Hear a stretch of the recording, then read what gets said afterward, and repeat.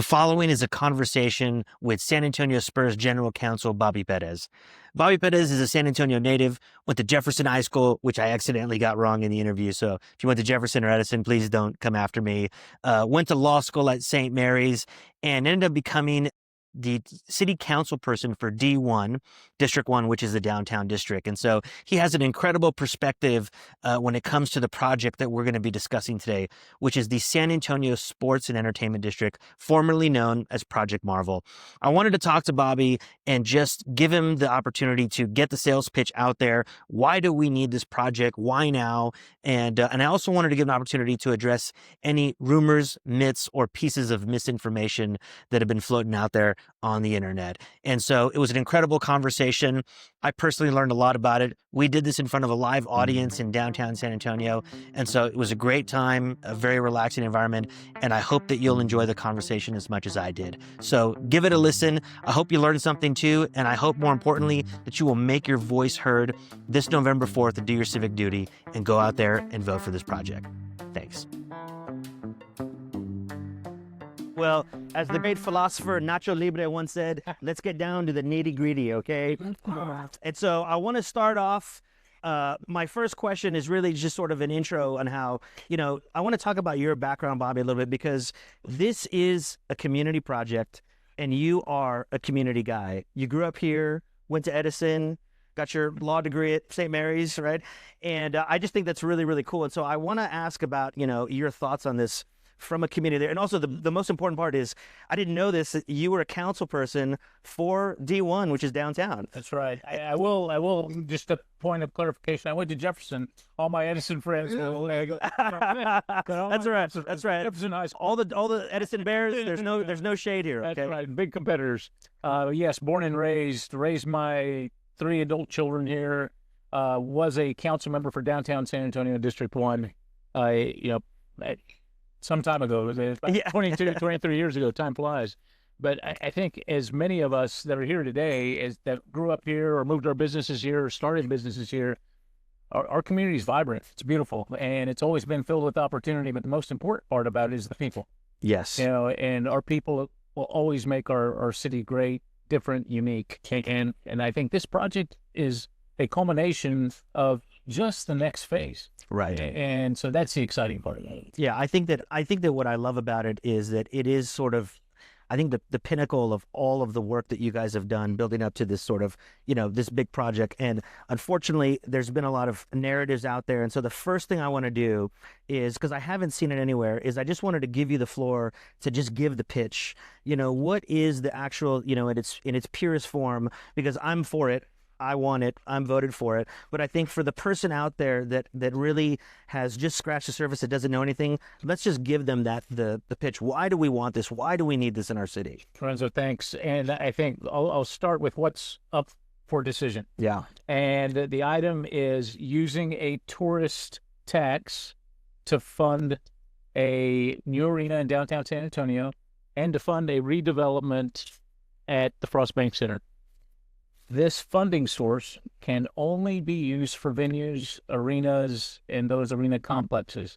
It cannot be used for streets, roads, or sidewalks. Right. And so that is misconception number one. And the truth is that if we don't use it, it will just sit there or it will go back to the state of Texas. Right. And so this is an opportunity for San Antonio, the residents and voters, to control not only our destiny, but to control our development and future opportunity. The second part on why are we doing this, we're at this inflection point as a company. The Spurs have been in San Antonio for almost 55 years now. Wow. It's controlled and owned by the Holt family. The Holt family's been in San Antonio and Central Texas now for almost 100 years. And so I would say a local-owned company, and that has 500 employees that, just like you, own property, raise their families, trying to, grow themselves. And we saw this as a great opportunity to reinvest in a vacant quadrant of downtown San Antonio that has been empty and nothing has been happening. And it's not just about basketball. It's about placemaking for the community, placemaking for San Antonio. That's awesome. I read somewhere that one of the reasons is that the NBA is sort of changing its standards for what sort of an arena experience is. Will you talk a little bit about that? Absolutely. I think if you look across the United States and you take all the pro sports, remember there's only 30 NBA teams in the United States. So you look at NBA, NFL, National Hockey League, Major League Soccer, there's about 30, 35 cities and communities going through redevelopments of their core area that have a arena or sports entertainment at its focus. In the NBA, there's probably about 6 teams that are going through this same redevelopment right now. The business has changed. It's about placemaking and entertainment. Sport is a big component of it, but it's about community. Right. And it's part of our impact mission, the league's impact mission on how we're benefiting not only team and team business, but community going forward. So I want to talk about, there's a quote that that Graham once told me a long time ago. He said that, and everybody wants to be a valued member on a winning team on an inspiring mission. And when I think about the Spurs, I think about if you're out there working your 8-to-5 job, you're working construction, it doesn't matter. The Spurs are sort of the de facto winning team. And by being in San Antonio, it brings all of us on board, right? We're now sort of a part of being on the winning team. Will you talk about that mentality that you guys have? Because I think that this is what's missing. I feel like sometimes San Antonio has a little bit of an inferiority complex, and that the team actually represents what we can aspire to do in our potential. It's a great question. I think I would start by our company culture. It's a values-based approach: integrity, success, and caring. And using those 3 pillars, right, to figure out how we're problem solving, how we're being competitive, and hopefully being successful and building championship teams at the end of the day. And when we compete against the largest and the biggest, pick communities or teams, we enter in with that mindset. Yeah. And if we can approach it that way, you and I will always disagree, but we can come out together, disagree, and then go out and commit and execute. Right. And I think that healthy debate is always good. It makes the product better. And even if people are opposed, we think we can figure that out and how to make it better. I want to talk about job attraction. I think, one of the hardest things that I've struggled with when I talk to people about this project is drawing a line from, the sports district to new great jobs in the city. And I think that for anybody that's had to recruit a company here, anybody that's had to recruit a person to move here to work for them, or anybody that's tried to convince a young single person to stay here knows the pain that we've had to endure. How does a project like this actually help the city recruit and retain that talent? I think for us, and I think it blends over into what you all do as leaders every day and what other companies do, but for us, this is a big retention tool as well. To take off the high-profile athletes that we have, our best of the best in the NBA, our company is made up of, we have coders, we have healthcare professionals, we have design professionals, we have engineers, and in order to attract and retain, we have to offer some of the best facilities, the best lifestyle, the best cities. Yeah. And this is part of that. Yeah. And making sure that we continue to offer the most competitive product, because today people have options. Right. And they can go to any place across the country. And so we think that this is another step in making San Antonio continue to be more great than it is today. I think that's a great segue from, I want to talk about some of the other cities. I know that there's a lot of cities. You said there's 30 NBA teams. 30 NBA. And so I want to talk about what are some of these other cities doing. And I want to jump into one of the pieces that is the misinformation that I've heard, which is, hey, out there are these stadiums that people are paying for all by themselves and they don't need any help. Will you clarify? But let's talk about some of those things, because we're competing to keep the Spurs here and to get that talent. So I think if we benchmark, San Antonio is probably the 27th or 28th smallest market in the NBA. And when we go out and generate revenue, we're restricted by territory. So we can only generate revenue in 75 miles. Interesting. So if we take our 75 miles and then compare it to Golden State, their 75 miles is the Bay, it's tech, big industry. We take our 75 miles and compare it to Dallas, Texas. In San Antonio, we have maybe 4 or 5 Fortune 500 companies. Right. Dallas is almost 4 to 5 times that. Wow. That's the competitive landscape that we live in. as a company. So when you take that small market cut, it's almost an operational necessity to have a publicly funded arena. Oklahoma City, just their voters passed one last year, much different than ours. Their $1.2 billion project is funded 95% by the public. This proposal is funded almost 50-50 by the public dollar. $800 million of public money, are $700 million that we're calculating in a private money, plus the development that we're going to guarantee of another $1.4 billion. Yeah. So the competitive landscape and the small market position requires that public funding structure. I thought when I read the last term sheet, I thought, oh my gosh, because the number is closer to $2 billion when you total everything. Will you break that down for us? But also, I thought to myself, I was frustrated. I have to admit, where I go, man, only in San Antonio does putting up $2 billion give you only a fighting chance, And so, but I think it really goes to you all's commitment to the city. And it just made me sort of proud that it didn't seem like you were trying to go raid the cupboard, which is, I think, what a lot of people try to characterize it as. I just thought it was such a good faith effort. So will you just break that down for us? For sure. And thanks. And Lorenzo, we think we got a great fighting chance with supporters like this community. But I'll put it in two buckets, one an arena bucket, one the development bucket. I know there's a lot of you in that industry here in this room. So on the arena bucket, the project cost is $1.3 billion. The visitors to San Antonio will underwrite $800 million of that. The Spurs will do $500. That gets you to 1.3, and then we will guarantee all cost overruns. And so in our program right now, it's a low of 100. It's going to flex up a little bit, right? Because this building will get built. It's a 5-year building program, so cost overruns are likely, and they will happen. The development part, we have to put in the ground real estate investment valued at $1.4 billion. Wow. And so the whole project site is 25 acres, and 7 acres will be arena. The other 18 will be development.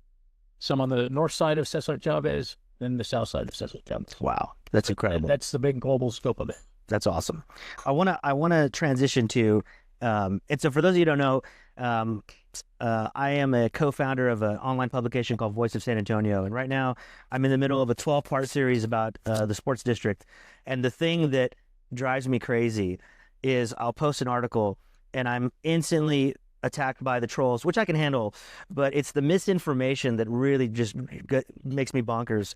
And so I wanted to just sort of pull the car over here and let's just hit, I think some of the biggest pieces of misinformation that I've seen out there. And I think one of them is, and I have to sort of, I'm trying to be as gracious as I can to the naysayers out there, because I do believe that there's real economic pain out in the world. People are really struggling to make ends meet.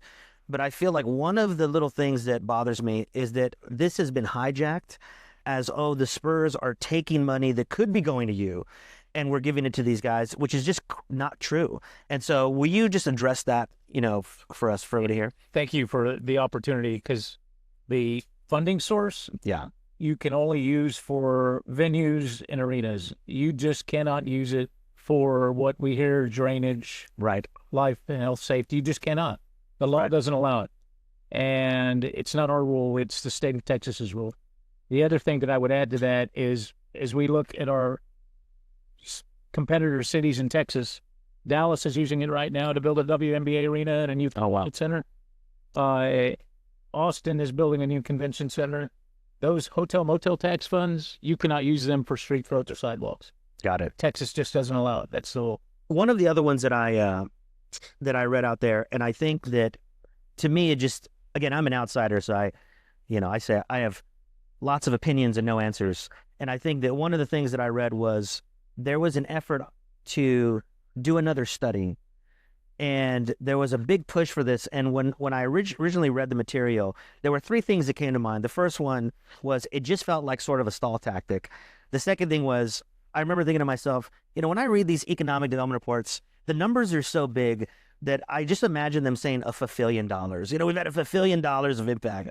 And I just thought, well, if the new report comes back and says it's only going to bring 10,000 jobs instead of 15, I go, I'm still doing the project.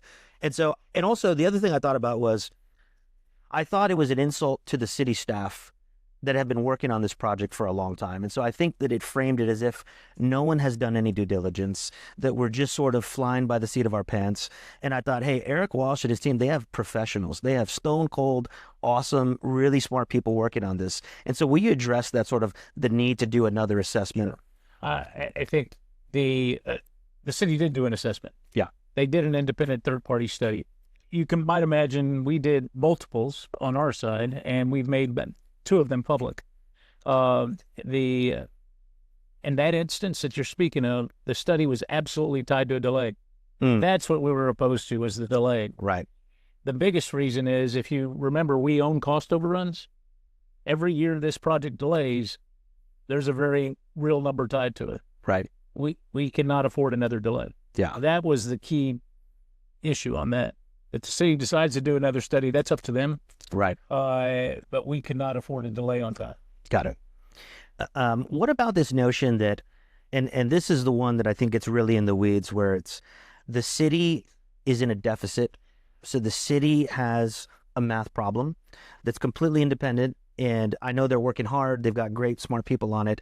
And I feel like there's this shift that says we can use this project to help that deficit.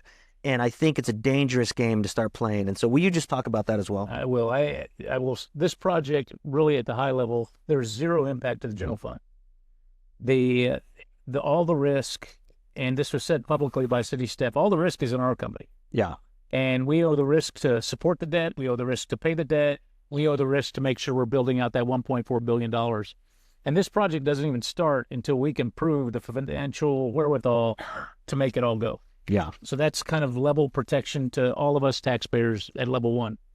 Level 2, from the actual risk piece, once the city issues the debt, we have to guarantee that debt service until that build-out occurs. The build-out makes the debt service go.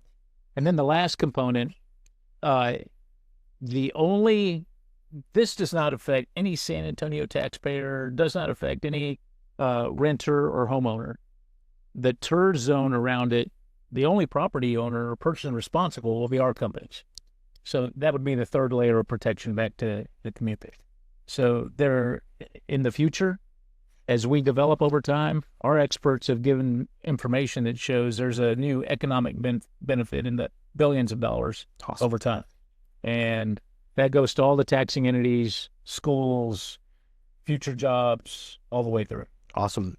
I was talking to a business owner here on South Alamo, and she's an avid sports fan, and she said, Lorenzo, the question I want you to ask Bobby is, how do you engineer or market a project like this to Section 300, right? And Section 300 represents, the puro San Antonian, and I think that that's great, and I think that part of me was sort of fantasizing about the amenities outside. We have this huge, great lawn in Hemisfair, which just shout out to Andreas, who is the mastermind behind Hemisfair for years. Just give a round of applause. Andreas here.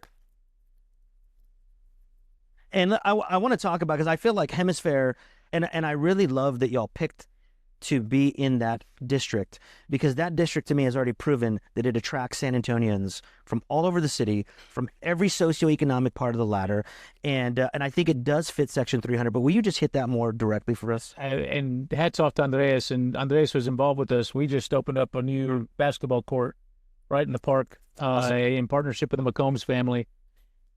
But even just to see it last week, packed in the middle of the day, and it's a community, right? Yeah. And so as we talk about the real Section 300 and the greater aspirational Section 300, the opportunity to build plaza and build community with this project is incredible, unimaginable. Yeah, and it's going to be a fantastic opportunity.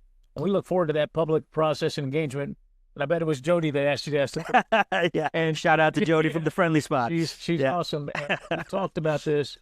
But engaging this community, Lavaca, King William, I remember working with them as a council member, and it's an advocate, vibrant place, and to sit down and talk about what this could be, it's a great opportunity. That's awesome. Yeah, it's exciting.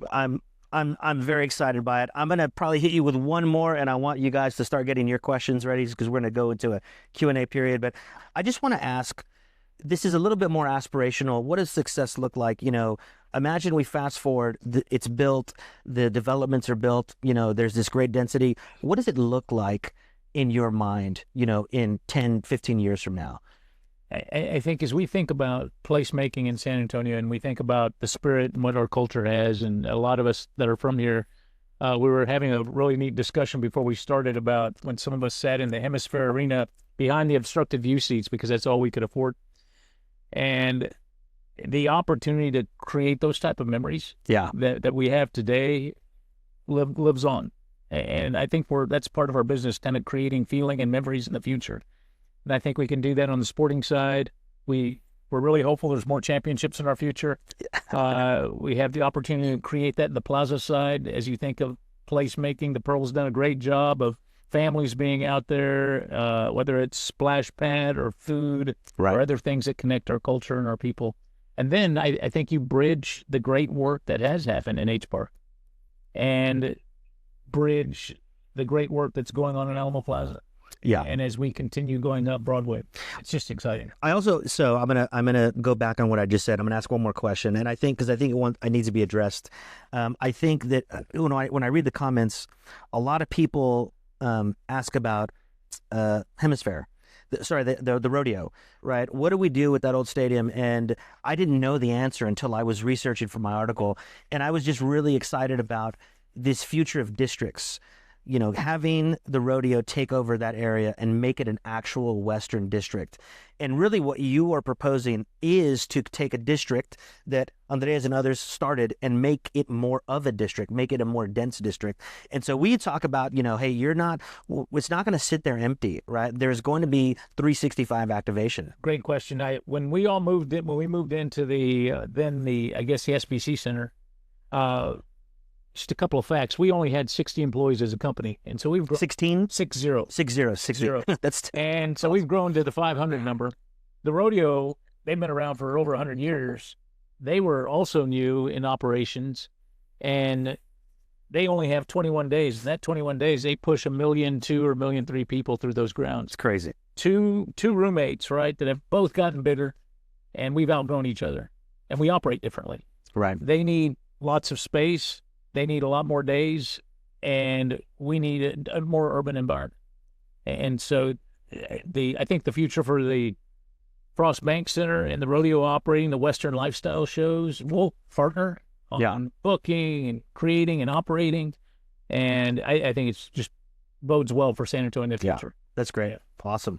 All right. So we're going to open it up to Q&A right now. So who wants to kick us off first? I know this is a very talkative crowd. Yes. Patrick. Is projects like this require a ton of head. It's rare that everybody just hits their numbers. So if there's an overage of sorts, who's responsible for picking up that tab? So the question is, in a project this big, who is responsible for any overages that happen in the project, correct? Yeah, great question. So the overages will always be the responsibility of the Spurs. Yeah. And the responsibility for the overages on the arena will also operate the arena, so all that overhead belongs to the Spurs, those employees, all that risk. And then with respect to the development, also our responsibility, and not on the taxpayer. How do you codify the message of what the opportunity is? The numbers, we see them and they're big numbers, and how do you codify that for our people? Because we understand our people. We've been here, like you said, the family has been here for over 100 years. They know the family. They know the history of how we move, how we think. How can that message be changed in that way in this wrap up to voting time? The question is, with 21 days left of voting, how do we take this message and Budofy it? And for those of you who don't know what Budo is, ask a friend who's lived in San Antonio a long time, because you're not going to be able to Google that term. But it's a great question. I love the question. And we're fortunate to have a group of really smart, data-driven campaign experts that are helping us on messaging.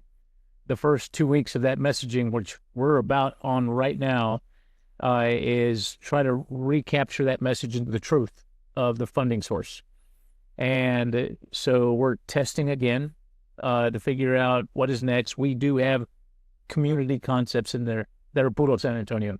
and trying to understand that. So I think the next wave of messaging really capturing on feeling, community, culture, and doing that. But it's a great question, a great call out. We hope that it drives our supporters to the ballot and vote yes for A and B.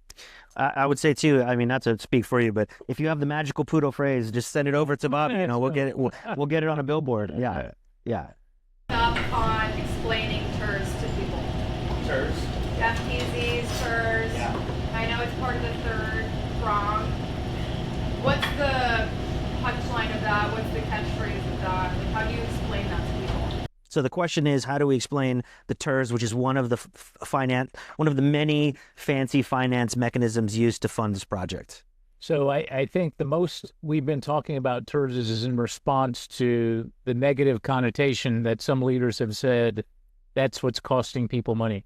I think the easiest way to, and in my instance, it's been a rebuttal, right? The only people that are paying taxes in the TERS will be the San Antonio Spurs.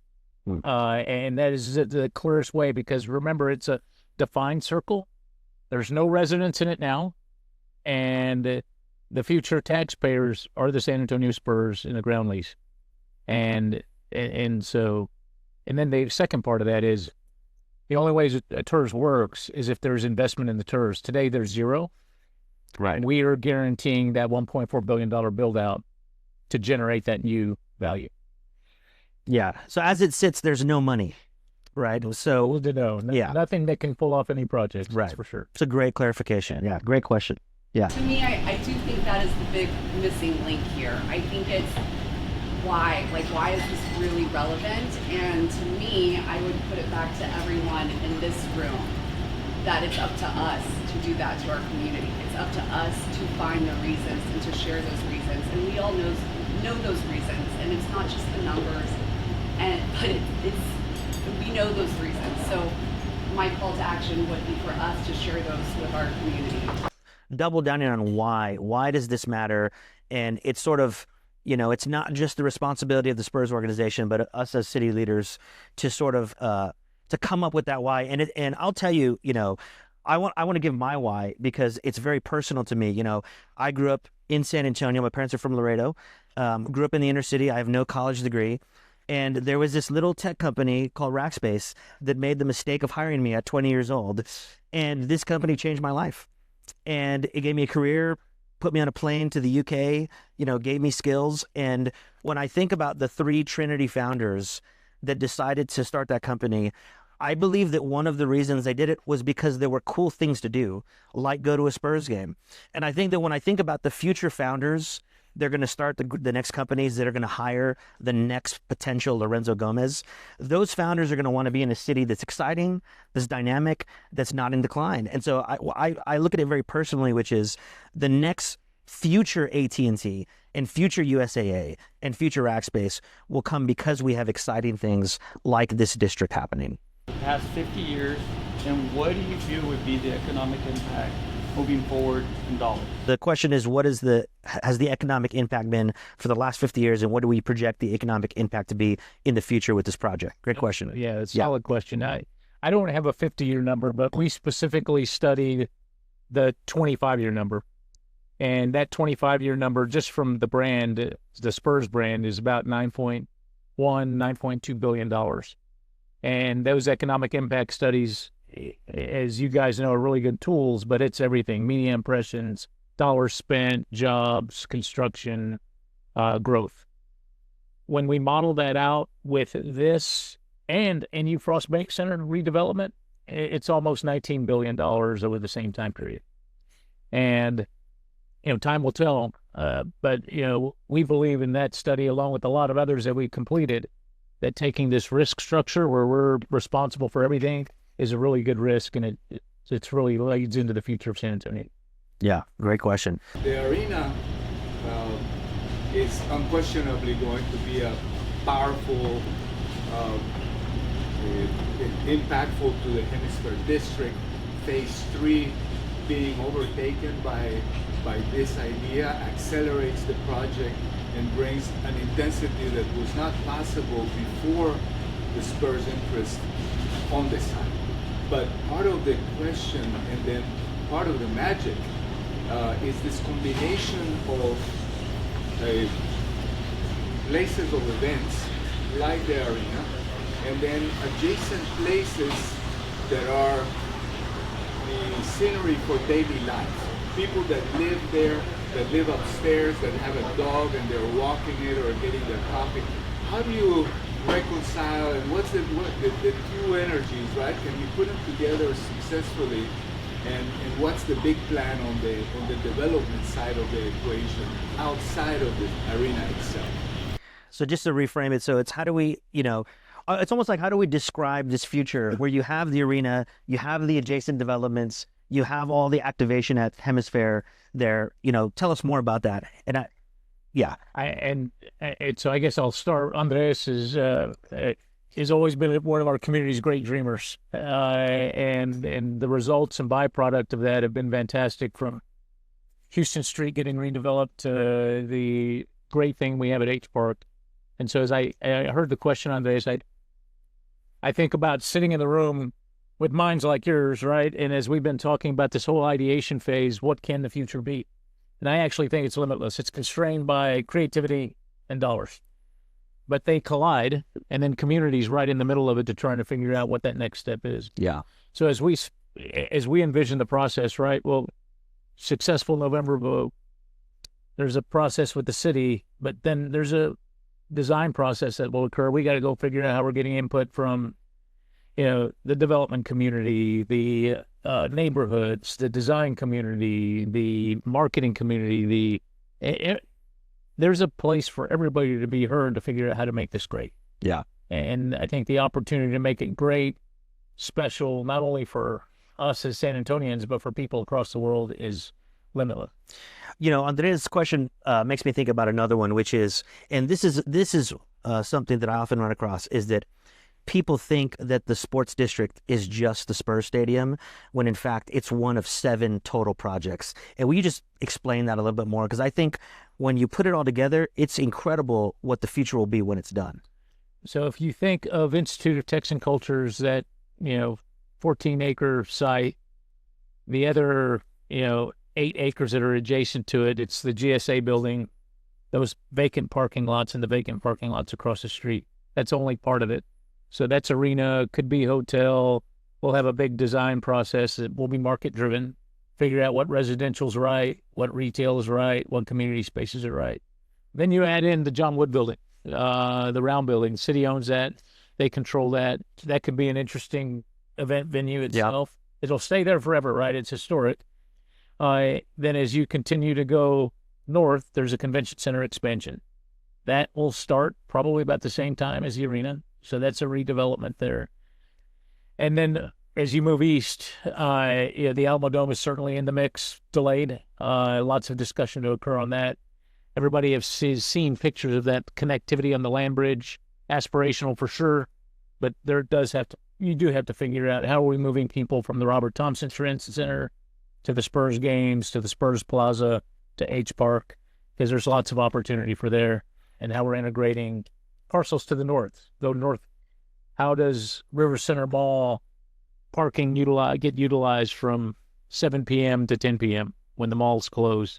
What happens, and my VIA people will help me on the Silver Line or the Green Line, what's going to be running across there. Yeah. Also future connectivity, new transit-oriented developments as well. So it's exciting. I think what I love about it is that when you start talking about total numbers of people, the John Woods, when they turn it into a venue, whatever it is, it's going to be around roughly 5,000 people. You renovate the Alamo Dome, and you start getting a picture of the convention center is going to expand so they can actually have 2 large conventions at the same time, which they can't now. And so we're trying to compete. But you imagine 2 conventions, about 10,000 each. You imagine the Alamo Dome, Taylor Swift is there playing and everybody's there. You imagine 5,000 people at the John Woods, right, Courthouse. You imagine the Spurs game happening. And I think you get this glimpse of things you only see in Barcelona, right, or in Mexico City. And I think that, to me, that's what's exciting about what you all are creating. And I think that is the story that I'm hoping that we can paint for people out there. But so this is the question that many people talked about. Is there the possibility that the Spurs leave if the proposal doesn't happen? So I think we are solely focused on November 4th. We are excited about passage. And, right now that's all we're targeting.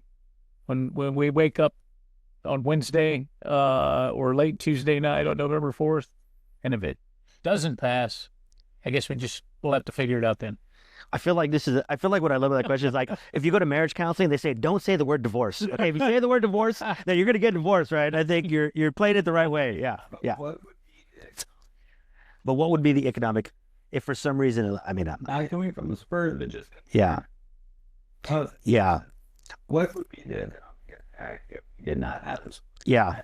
I guess a better way to frame that is, take off your Spurs hat and put back your city councilman again. What is the impact of this going away and you as a city council person trying to recruit and community build?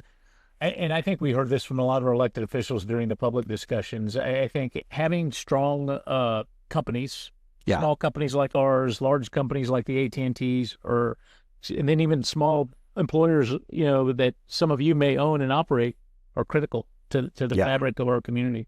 They keep our jobs here. They generate revenue here. They provide opportunity here. And as we see many of our young talent go work in different cities, that's the other thing that companies of all sizes provide opportunity for. So it's certainly a detriment. Yeah. Got to figure out how to way to maintain, keep, and especially companies that have been around for 50 years. Yeah, I think that when as someone who's engaged in economic development, the worst thing that you want is for a company to say, hey, I'm thinking about moving my headquarters here, moving my family here, and here's this article that says the Spurs have left. Why would I move my company to a city that's in decline, or a city that has no momentum? And I think that's the scariest thing that I can imagine, Great quick. Yes, Rich.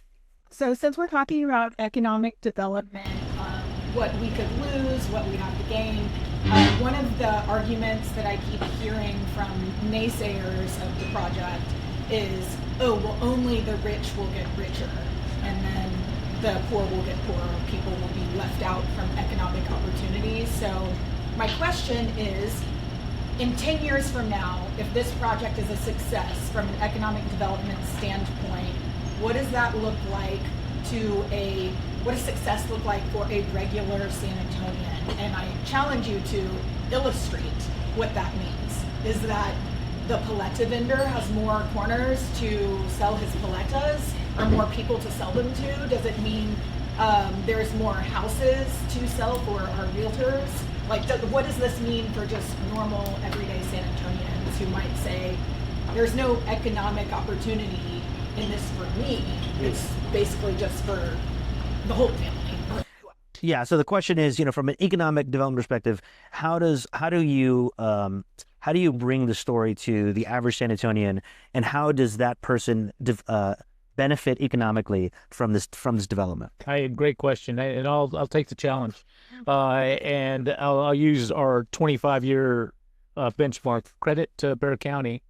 When 25 years ago the SBC Center was built, because the county said, what you will contractually agree to is using 20% local minority women-owned businesses on just your arena project.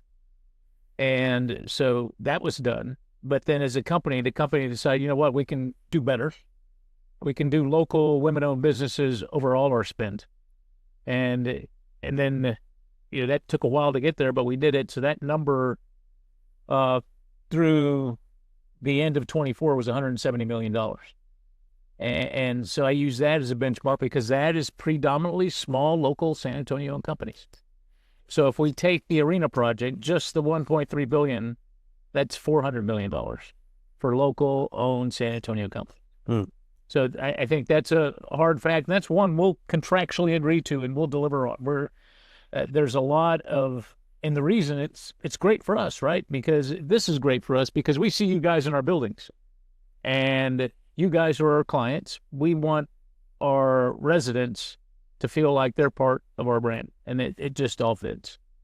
With respects to the second part of it, I don't know if it's a paleta vendor, but I will tell you, as a community, if we don't grow, we stagnate.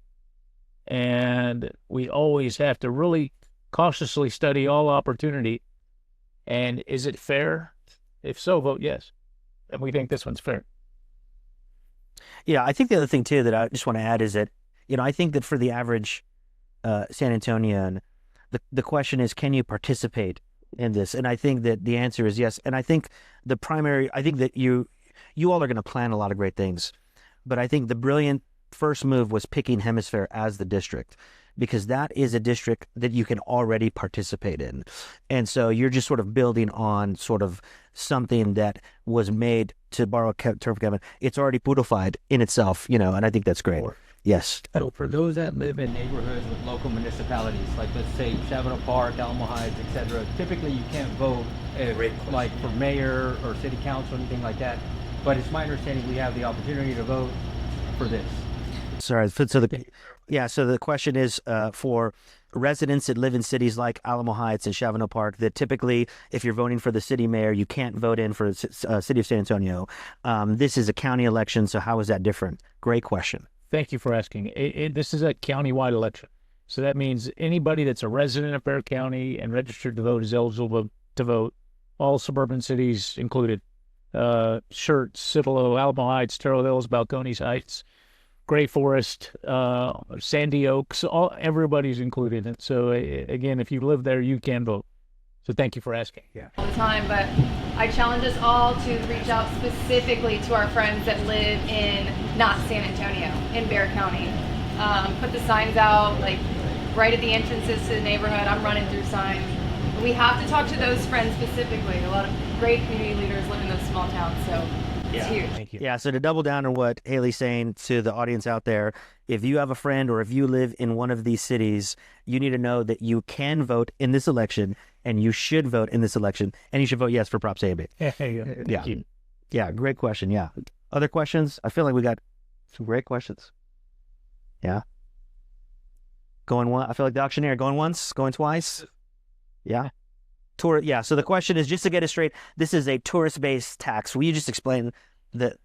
It absolutely is. This is paid for by those that rent hotels in San Antonio and rent cars in San Antonio. Yeah. So unless you live in a hotel or you rent a car frequently, Yeah. Locally, you are not paying for it. It's everybody that visits. Think of when you travel. When you travel to Dallas, Texas this weekend, you will pay a hotel motel tax. That goes to fund venues. And the only thing you can use it on is venues. Yeah. Yeah. It's a great point. Bob, is there anything that has been gnawing at the back of your mind that you want to just sort of address, head on? I think one thing that I just remind you of and ask you to do is, one, ask you to vote for Prop A and Prop B. Remind you to vote, but please don't take it for granted. And I think as a community, these are times that we need to go out and speak. And please use your voice, use your vote as your voice, and speak for this. The most powerful message is this one-on-one communication. And if you are able to share it with your friends and your colleagues, it really, really makes a difference. So the question is, can you vote at any polling place, or do you have to stay within your designated area where you're registered? Early voting, you can for sure vote at any polling place. I don't know on election day, but I'm pretty certain you can vote at any polling place election day. The rules have changed. Yeah. For sure, early voting, you can vote anywhere. We'll get an answer to that. We'll post it in the link too. Yeah. Yeah, great. Awesome. All right, cool. Let's give it up for Bobby Perez. Thank you, guys. Thank you.